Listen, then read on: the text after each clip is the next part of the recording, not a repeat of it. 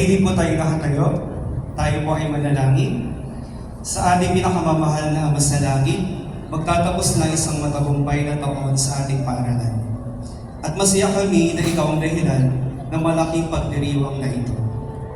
Kinikilala namin na ikaw ang pinagmumulan namin, Ama, ang aming mga kasanayan, talento, at pagkamalikhain ay nagmumula sa iyo.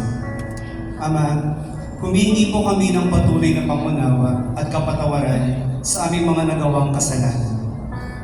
Lubos kami nagpapasalamat sa binibigay ninyong katatagan sa aming pananampalataya, tapang at determinasyon. Lalo na sa aming mga mag-aaral na buong meeting natapos ang kanilang junior high school. Nalulugod po kami sa pagbibigay ninyo ng lakas ng loob sa mga mag-aaral para harapin ang kahirapan at iba't ibang pagsubok sa buhay na nagiging hadlang upang makamit ang kanilang mga mithiin at pangarap sa buhay. Hindi madali ang kanilang paglalakbay para matapos ang kanilang pag-aaral. Pero binigyan ninyong patnubay, matagumpay nilang narating ang kanilang destinasyon, ang moving up day, na may temang graduate ng K-12, hinubog ng matatag na edukasyon.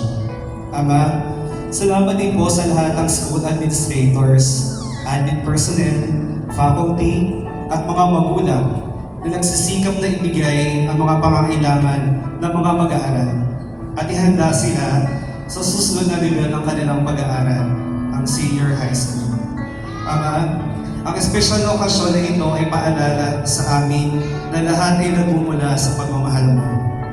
Ama, nagpapasalamat kami sa iyong katapatan sa aming buhay.